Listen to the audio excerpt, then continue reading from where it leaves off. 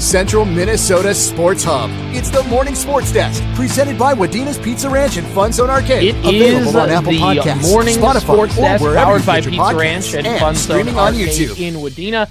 I'm CJ Baumgartner, Corey Tackman over there, and Corey, here we go into the draft day. We have big Luke Keaschall guy things to talk about, but first, we should talk a little bit about a recent milestone for Parker's Prairie baseball.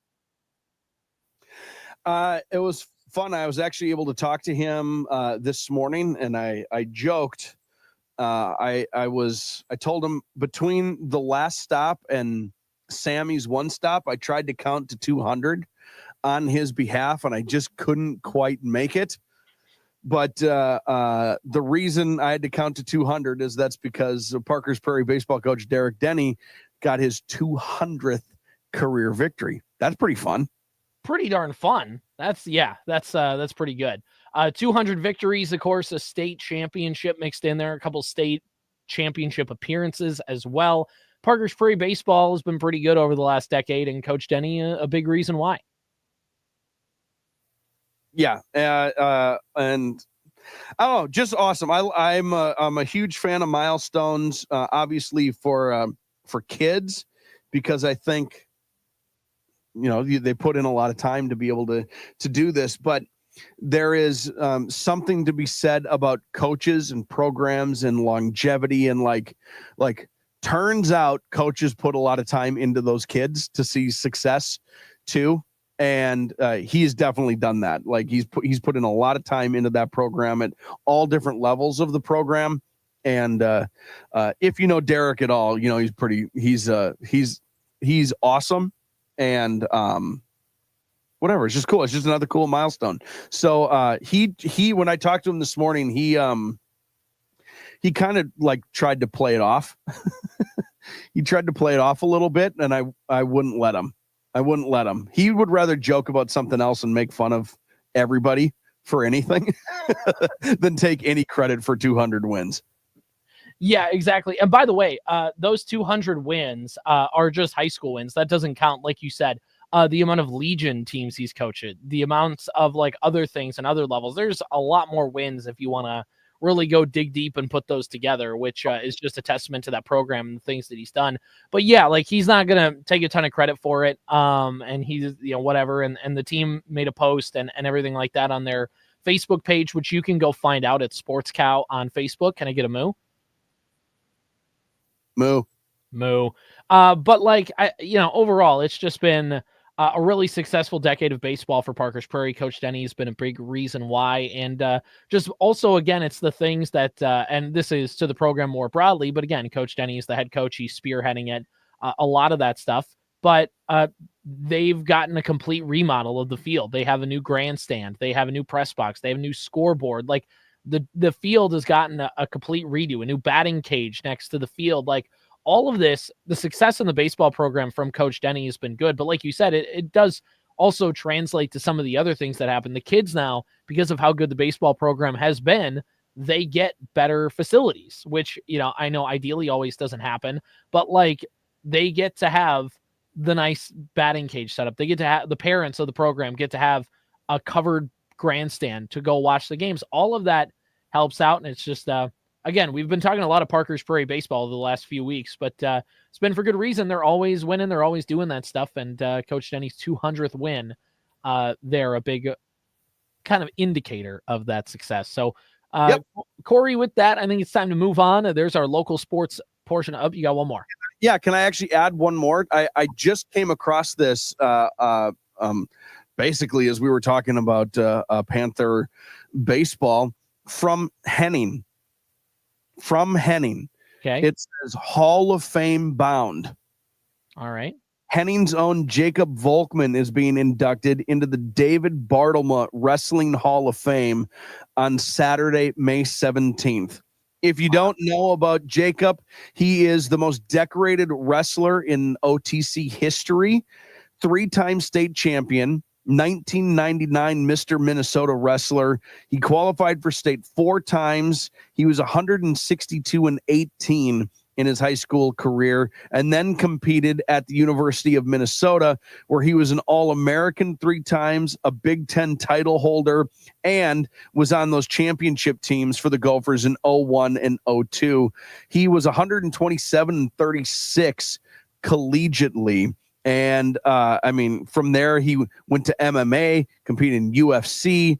Just an unbelievable story and history for that guy.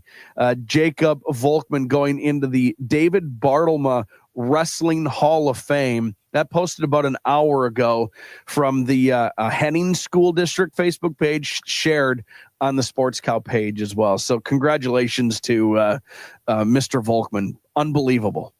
Moo.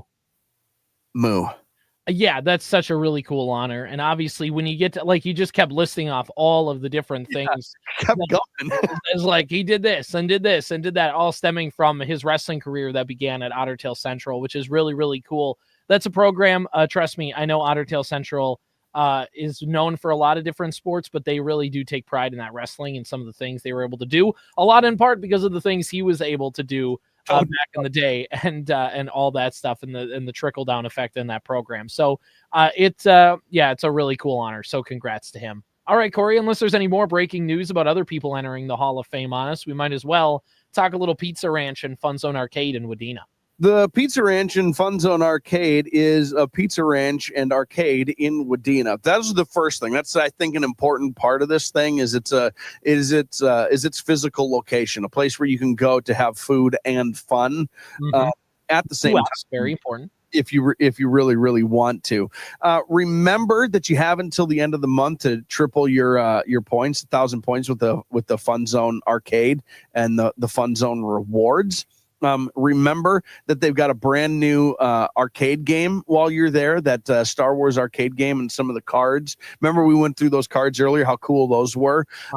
Remember they've got mystery jerseys as prizes. Remember we gave a Wade Boggs signed Hall of Fame Boston Red Sox Wade Boggs jersey away right awesome. Here at the Morning Sports Desk.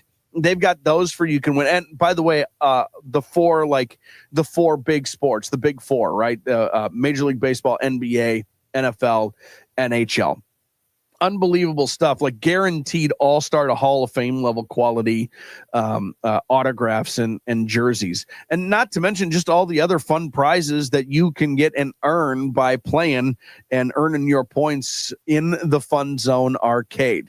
My personal favorite way for the Tackman family to attend that is we actually like to go play in the FunZone first and then eat, because we can wear them out in the FunZone, or we can use up whatever points that are already on it. And then when that's done, then you can go over to the Pizza Ranch and enjoy the buffet. And then my boys aren't chomping at the bit. They'll actually sit down and eat all their food. If we go in there and eat first, they'll not eat all their food because they want to go play. So just as like a father of 3 young boys, if you're looking like, well, how do we do this? Is it chaotic? A, yes, it's chaotic. B, it's really fun. But C, arcade first, go early, then eat after once you've used all those points up. And that's how you Pizza Ranch and FunZone Arcade it. You're welcome. You have a cheat code for the Pizza Ranch and FunZone Arcade in Wadena? That's the one. That's it right there. And then overeat and sleep like a baby. That's the cheat code. The cheat code is find about 4 slices of the Bronco pizza, find the ranch sticks, and get some fried chicken. If you are a scoop and a half of mashed potatoes and gravy, like as a normal person, you make it 2 scoops of mashed potatoes and gravy. And then it's just like this nice base layer. Just holds your belly in this perfect way. You have a little extra gravy. The chicken fingers taste really. I was gonna say my cheat code is that you get a real big scoop of gravy and you use those chicken fingers and you dip them in there. And so I do that, or I will put the chicken fingers on the plate as the salad, and then I'm a ranch dressing guy, so you do the ranch dressing on the salad, and then you just give a little extra squirt of the ranch just off to the side there, because now you can dip the chicken fingers in the ranch too.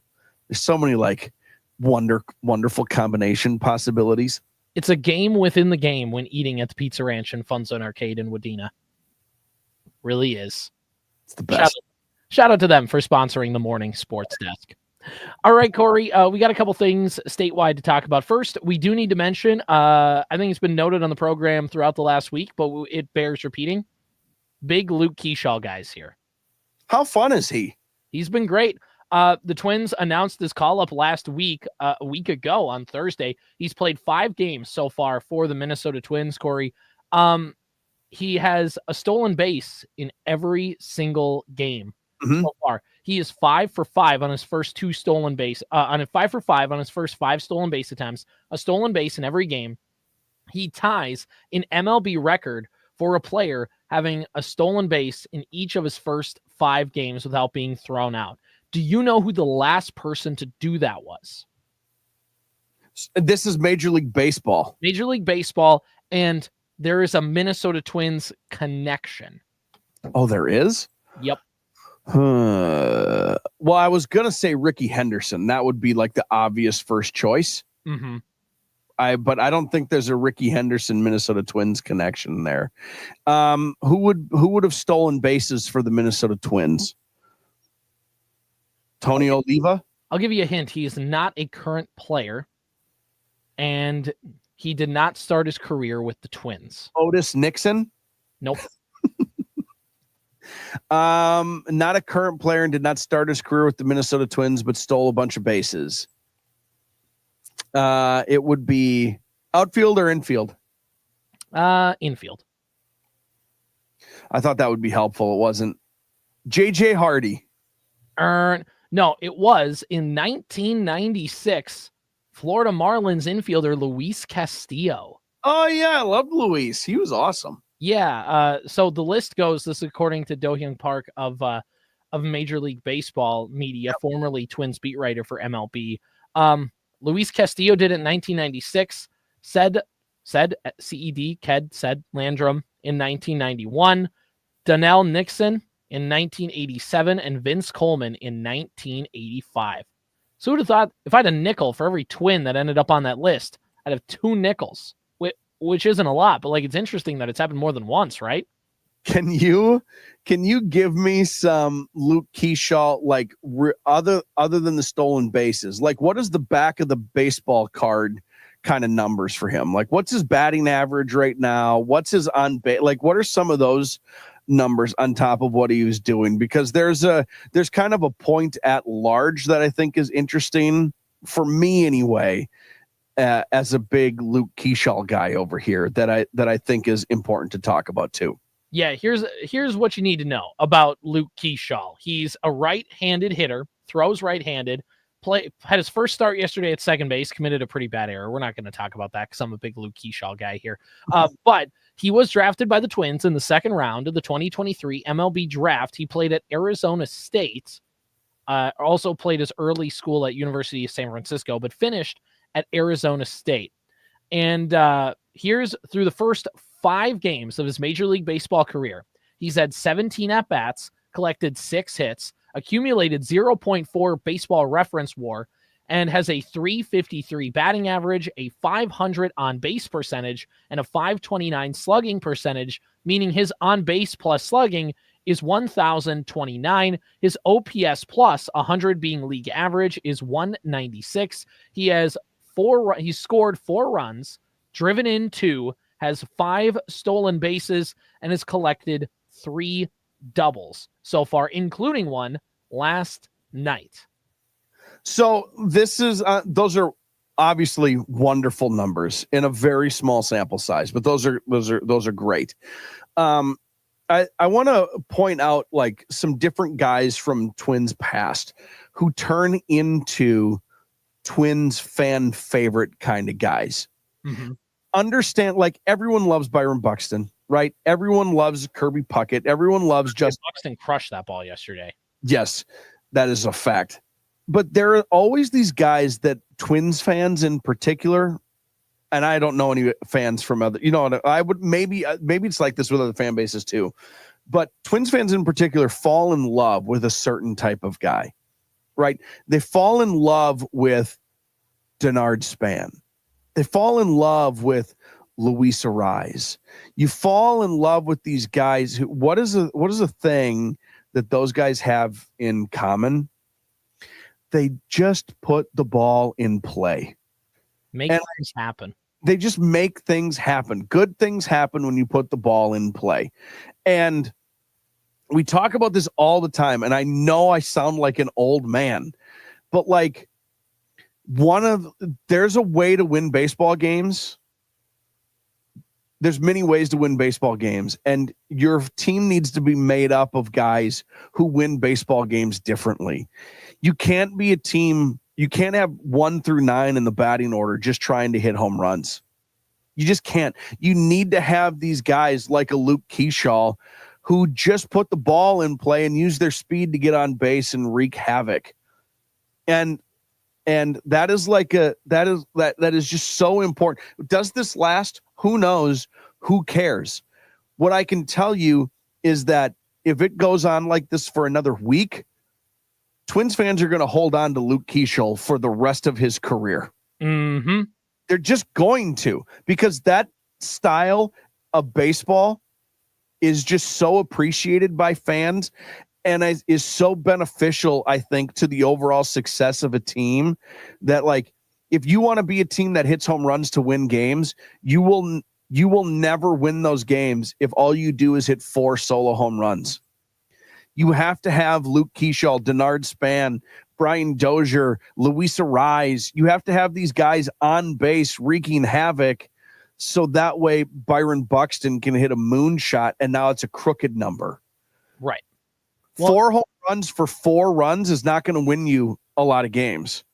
But 4 home runs for 8 runs, if everyone, you know what, it's so important to have that style of baseball player on your team, and baseball fans, Minnesota fans in particular, me in particular, just love guys like that. And by the way, I mean, it works on the flip side too, right? You can't have a whole lineup of guys who just hit singles. You need a guy, you need a Justin Morneau who's going to come up there to try and rip one to the gap, because Joe Mauer got on first base. It's the early 2000 Twins that everybody loves to call the Piranhas and think so fondly of. They were an anomaly. Right. They were out to the plot graph. They were up here on their own. You don't win games by nickel and diamond people either. You put pressure on them. That, like, nickel and dime puts pressure on, so that whatever, we don't need to go into that. You need to have people that are going to set the table, and you need to have somebody who's going to eat it. You have to be well-rounded as an offensive team, and Luke Keaschall right now is just this piece that I so sorely have missed since, like, a Luis Arise. Yeah, and by the way, here's the other thing with Luke Keaschall. Rocco Baldelli in 5 games has been pretty, like, you're running. Like, with Buxton, it's like, okay, we want you to run, but, like, we don't want to overdo it because we don't want you to get hurt, and also you're so fast. Like, who cares on a single and second? Like, Byron Buxton's never stolen third in his career, because why would he need to? A single to the outfield, he's scoring anyways. Yes. Like, it's ridiculous. He doesn't, like, don't worry about that. There's only more that can go wrong. But, like, with Luke Keaschall, Rocco Baldelli, immediately when he got here, Rocco's like, here are the keys, man. Take the car. Go drive. Like, go. Yeah. You get the green light. You're getting to go. And I'm doing a deep dive. I'm currently in the works on a piece for Zone coverage about the speed and about Luke Keaschall. And I've spent a lot of my time at work here this morning writing it. So so in a way, this is also a Hubbard production. I'm using it for the show. I was doing research for our Sports Desk show. Thank you. Yeah. But that you about it too. Yes, exactly. Here's how it works out. Corey, you want to know an interesting stat, like one that's, like, legitimately interesting? Do you know how last year there was all of Major League Baseball, there was 3,617 stolen bases. It's a lot. And I wanted to see how much that ranked in recent years. And I kept going through the 20-teens, through the 2000s, through the 90s, through the 80s, through the 70s. And I was like, I'm not digging this far. I got to figure it out. So I just Googled it. And turns out last year's 3,617 stolen bases by all of Major League Baseball is the most number of stolen bases since 1914. What? Yeah. It's like, everybody thinks of the Moneyball movie that, by the way, was from a team in 2002, which is 23 years ago. And they hear one line about how, hey, we don't want you stealing bases. And they think, analytics means don't steal bases. And all of a sudden And all of a sudden the league is like Tampa Bay, one of the most analytically front-minded teams in baseball. Over the last half decade, they've stolen the second most bases in all of baseball. Like, it's not an analytics thing to hate stealing bases. It's again, you don't want to over-rely on it, whatever. Like, you don't want guys getting thrown out at second base. That is extra outs. But if you have guys that can steal bases, especially in an era where catchers are worried more about framing than they are about throwing out runners. So, which means a lot of teams it's a chess match, right? One team does one thing to adjust, so other teams are going to do the next thing. And so because teams are like, we want our catchers to frame better to help our pitchers, teams go, okay, so that means our runners are going to steal off of those catchers because the ground game isn't as important for catchers. And eventually it'll circle back around. But as of right now, that is the case. Back-to-back seasons, by the way, there's been 3,500 plus stolen bases. There was 3,503 in 2023 as well. Stolen bases are going up around Major League Baseball. The Twins last year, through their first 24 games of the season, Corey, had 5 stolen bases. This year, 16, which isn't a giant number. And it goes from 30th last to like 25th, which again, isn't like this giant jump, but isn't like a noticeable difference when you watch this team that like they're moving more, they're doing more. And we've talked about it on the show before, but it's not because Rocco Baldelli says the spreadsheets tell me not to steal, so I'm not going to steal. That's not what it is. It's the Twins employed Joey Gallo and Nelson Cruz and all these players who it's like they just weren't great base stealers. And not that the Twins are full of it, their average sprint speed this year ranks 27th in baseball. So it's not like they're all the biggest fleet of foot, but the Twins have this young core. When you look at Buxton, when you look at Keaschall, when you look at Harrison Bader, when you look at Deshaun Kersey Jr., when you add in Willie Castro, who just hit the injured list today, by the way, and David Festa sent down to St. Paul. Mickey Gasper called up to take Willie Castro's spot. Pablo Lopez will take Festa's spot, likely, now that Festa's out of the rotation. So anyway, that's your quick Twins update. But Corey, like the Twins for the first time in a while, feel like they really have this fun core of players that can wreak havoc on the base paths. So there's a number of things. I wrote down 4 things while you were talking that I want to kind of address. One is it's to your point of like, it just feels different. You would compare it to like peak James Harden led basketball teams to Steph, Clay, Draymond, KD, Golden State.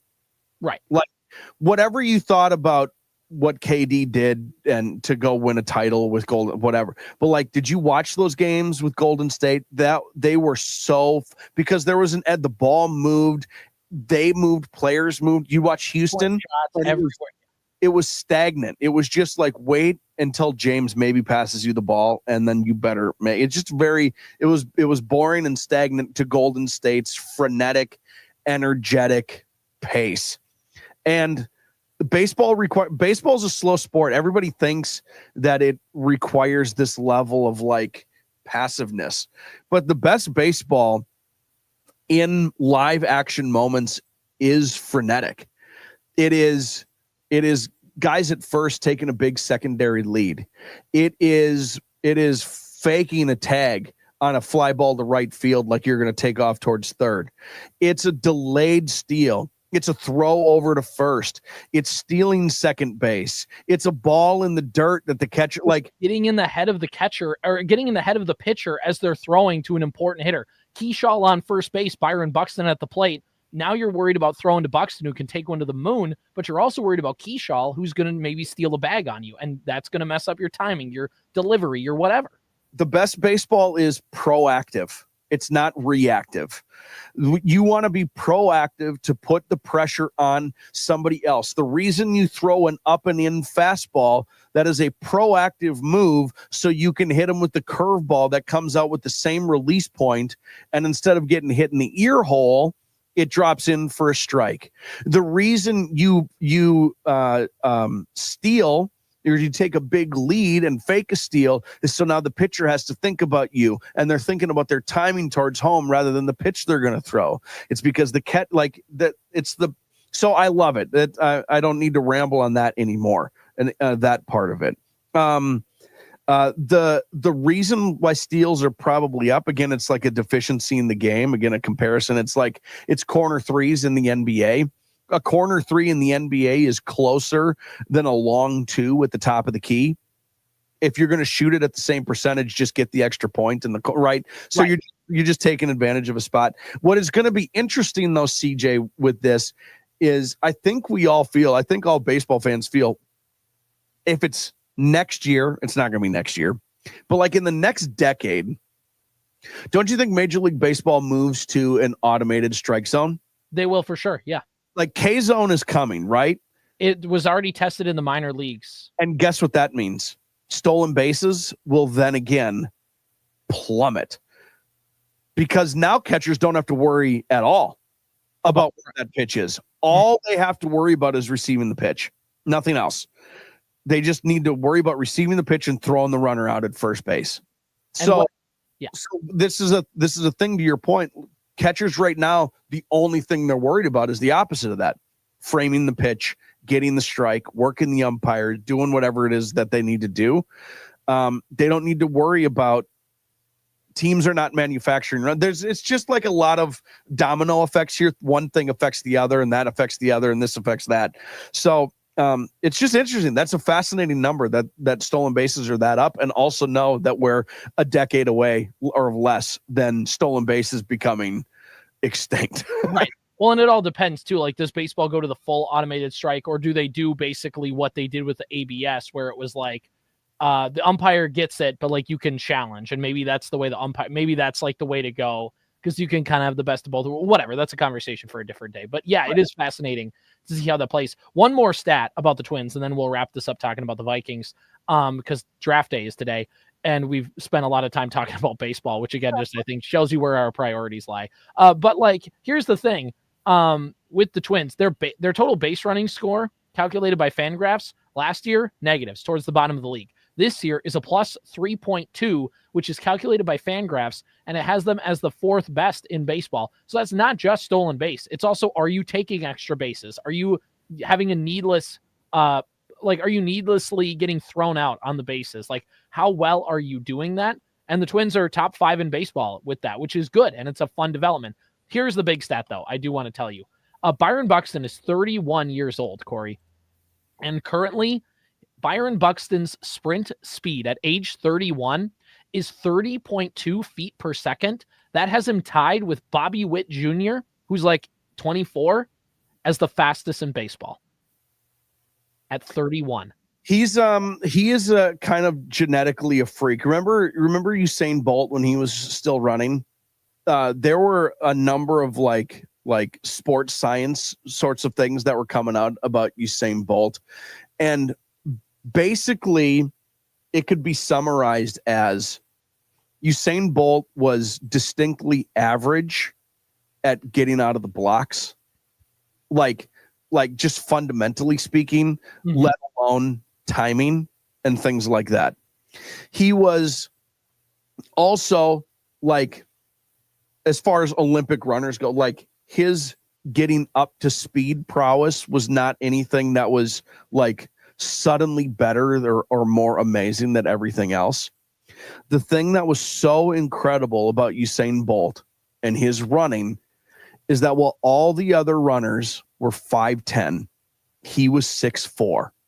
So he did all of the things that all those other Olympic sprinters were doing in a gait that was 10 inches longer than the next best runner.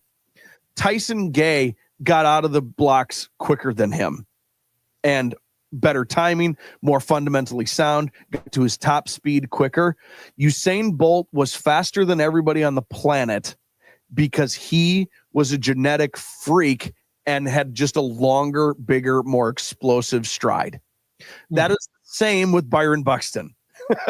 He's huge. He's a huge man. He's like 6'2", 6'3". I don't know how, and like baseball players are average looking guys. If you saw a professional baseball player walking down the street, you've seen guys who look like that in real life. Byron Buxton walks down the street, you'll be like, that's a big fellow right there. Who is that dude? So what you just get to watch a genetic freak, man. It's really cool. He's a really cool player to be able to watch. Really, really fun, and it's awesome. One more thing before we wrap up today. It is NFL draft season, so dun dun dun dun dun dun dun dun. There's a whole piece that, I don't know if it was ESPN did a feature on it. I know The Athletic did a story on it about the draft chime for ESPN, and they used it first in like the 2005 draft, but they didn't use it for Mario Williams, or they didn't use it for Reggie Bush. They used it for like the 7th pick, which was Dante Whitner. Like, it was like they didn't get it until like the 7th pick. Or what? And then they just used it for, I don't know what they're like. We don't know what the deal was. If stuff wasn't working, whatever.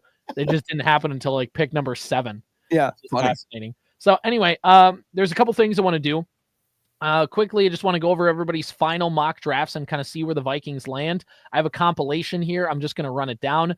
The Sporting News has Vinny Ayers mock draft. And at 24, he has the Vikings taking safety out of Georgia, Malachi Starks. Pete Schrager of ESPN, formerly of NFL Network, has the Vikings at number 24 taking Omarion Hampton, the running back out of North Carolina, which would certainly be an interesting pull if the Vikings wanted to go that route there. Todd McShay of The Ringer, formerly of ESPN, has the Vikings taking Texas cornerback Jahade Barron with the 24th overall pick. Bucky Brooks of NFL.com has the Vikings taking South Carolina safety Nick Emanwari. Chris Sims of NBC Sports always gets a little crazier with his mock drafts, but for the Vikings, plays it pretty safe, has them taking Maxwell Harrison, a cornerback out of Kentucky, with that one. Dane Brugler of The Athletic has the Vikings taking Jahade Barron out of Texas. Mel Kiper and Field Yates' final mock draft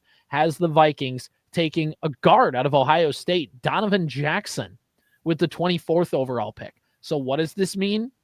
Not a lot, really. Like, they're kind of all over the place with what the Vikings are doing, because the Vikings just don't have like this big gaping draft wound. Like last year, you're like, they needed a quarterback. They're going to take a quarterback. Like, they don't have this big hole where it's like they need to draft there. A couple of years ago, it's like they needed to draft Jordan Addison because they let go of Adam Thielen. So they need to replace Adam Thielen.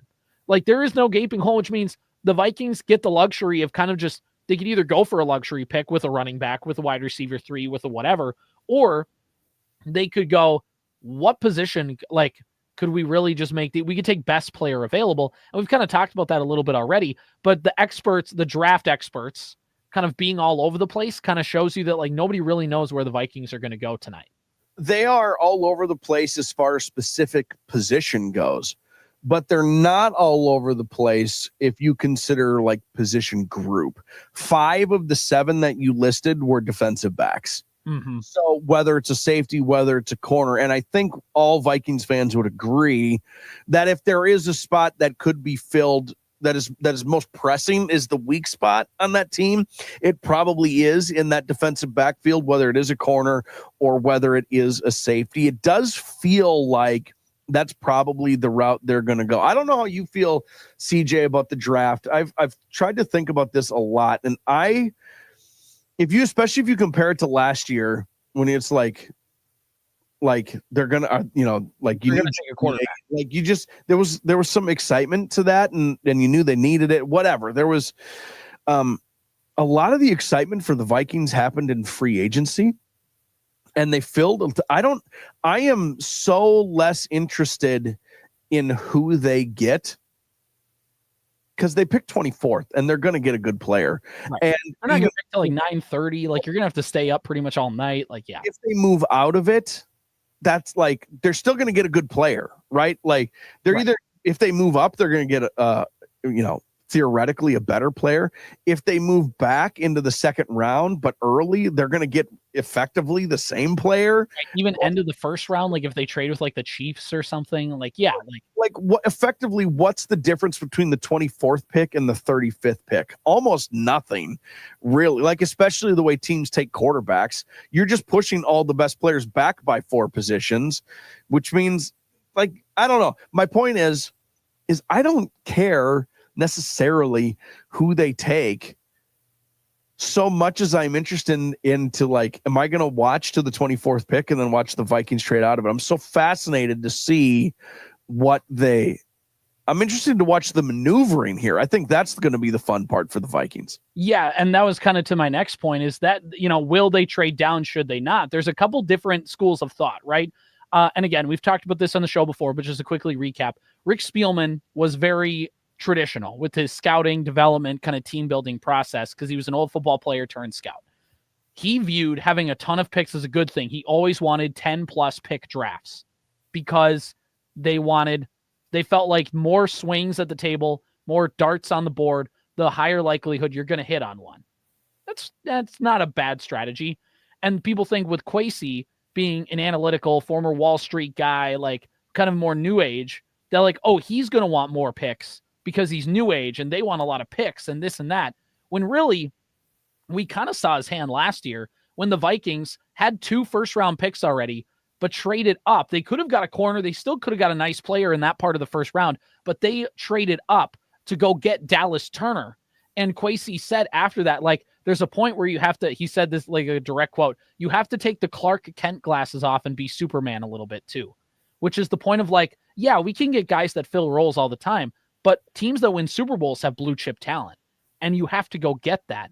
And especially on the defensive side of the ball that at the time last year, and it didn't really matter much this year considering the free agents all worked out, but we didn't know that at the time. Like you needed to get like this guy could be a blue chip talent player on our defense. And I think it kind of goes either way of like the Vikings could either trade back, accumulate picks, try and build the depth on their team.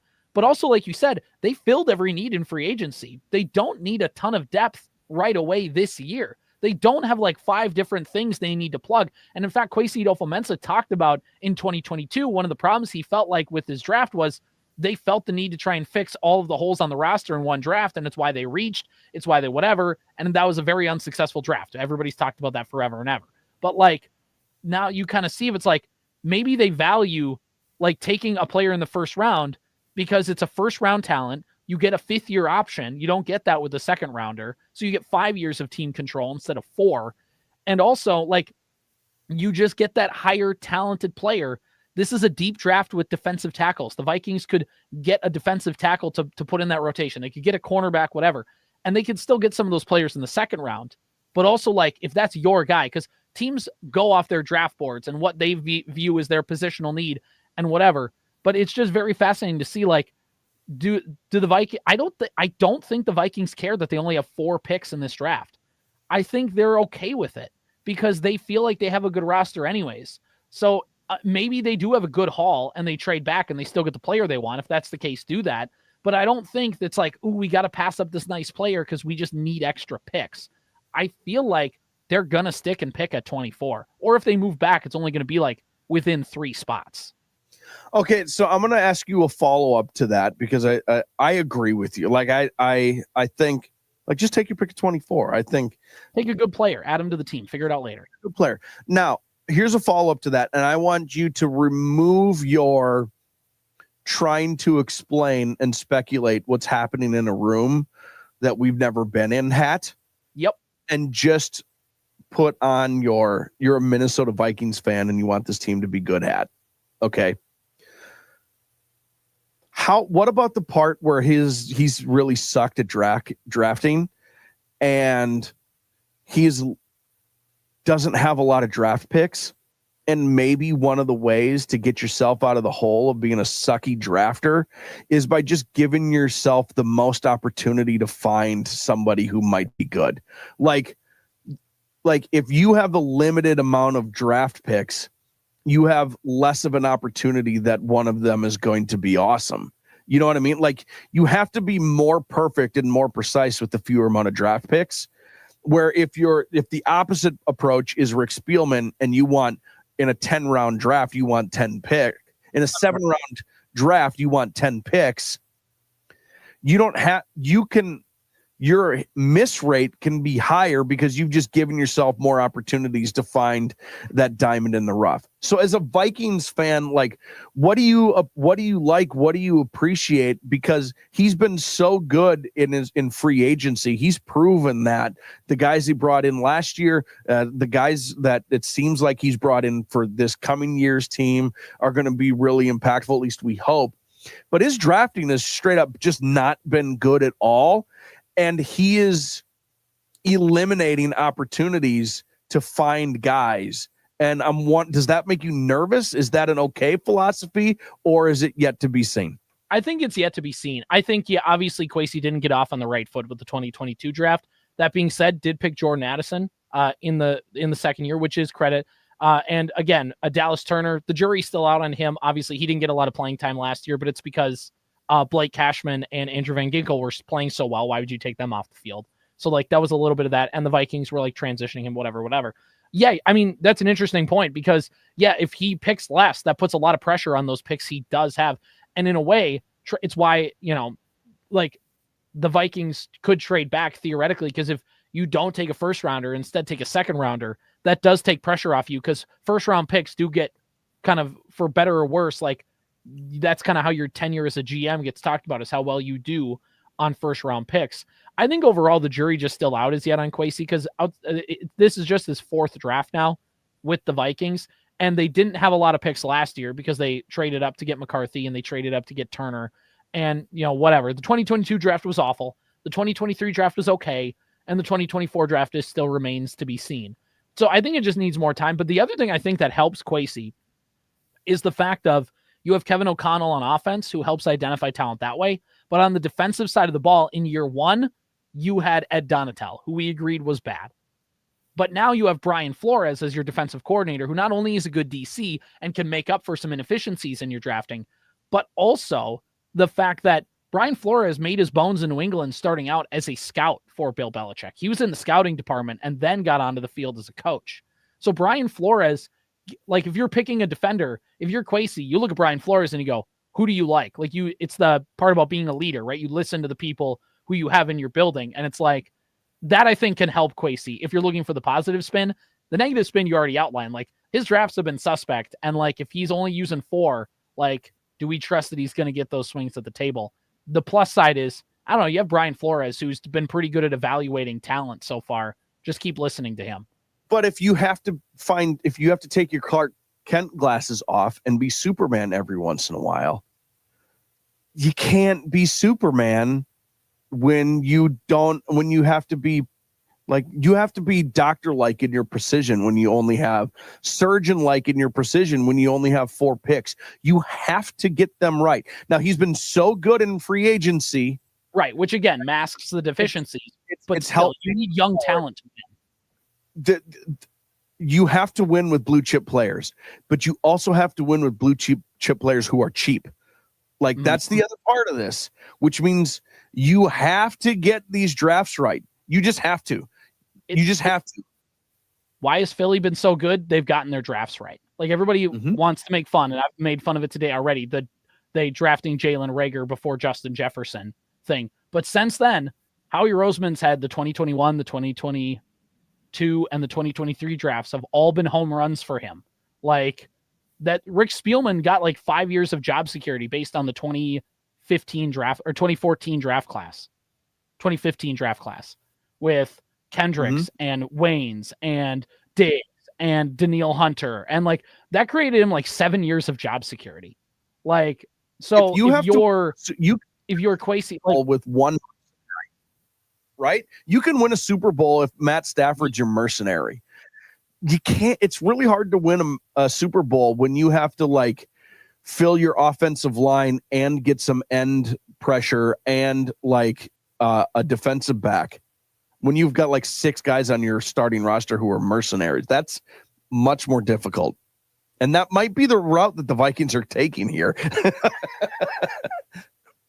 Well, because they have the cheat code of JJ McCarthy being on the rookie contract. And that's the other thing. But that only lasts for about 3-4 years. You got to take advantage of that in the 3-4 year window. Windows in sports are weird, but the financial window of Vikings is pretty clear.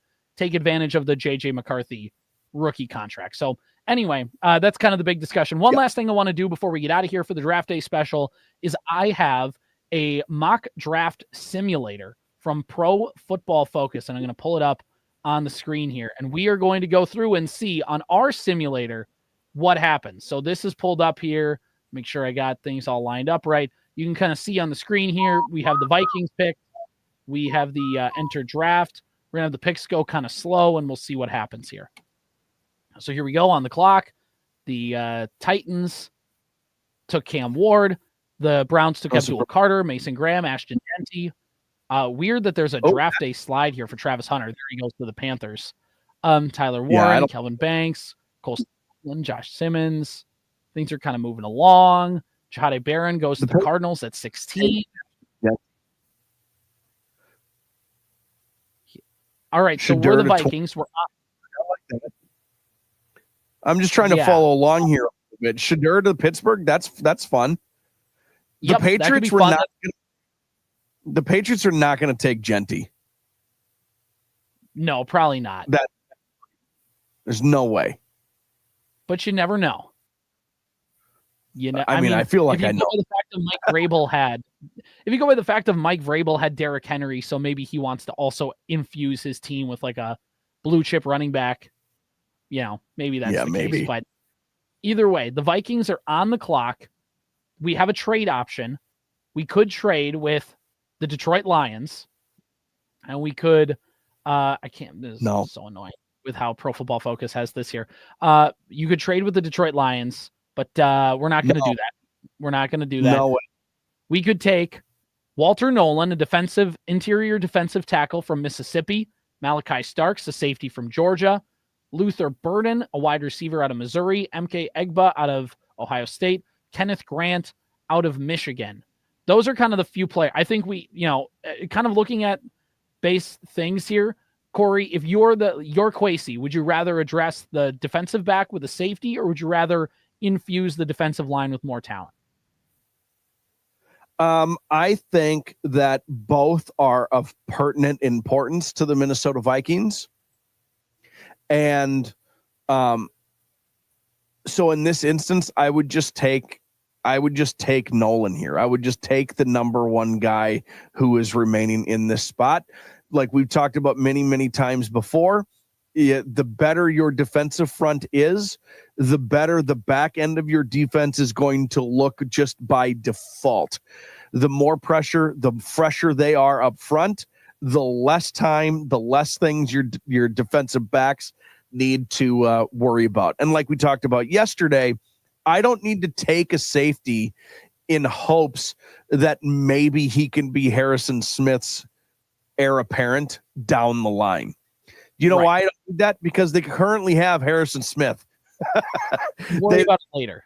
He's the guy who's playing. So I would have no issues here with Walter Nolan. Kenneth Grant would also be an interesting one. It kind of depends on how you view the certain way of playing, but based on the PFF draft board, they have Walter Nolan higher. We will draft Walter Nolan. And then kind of you have Kenneth Grant goes to the Rams instead. Gray Zabel, the tackle out of North Dakota State, goes to the Lions. Hate it. They're grading our first round. Let's see what we get. Do we have to subscribe to get that? I think we do. Yay. Anyway, that kind of goes with what we're doing here. We'll see what happens on draft day. Let's get out of here. We'll see you next time. Powered by Wadena's Pizza Ranch and FunZone Arcade. Follow the Morning Sports Desk on Apple Podcasts, Spotify, or wherever you get your podcasts. And watch every show on YouTube.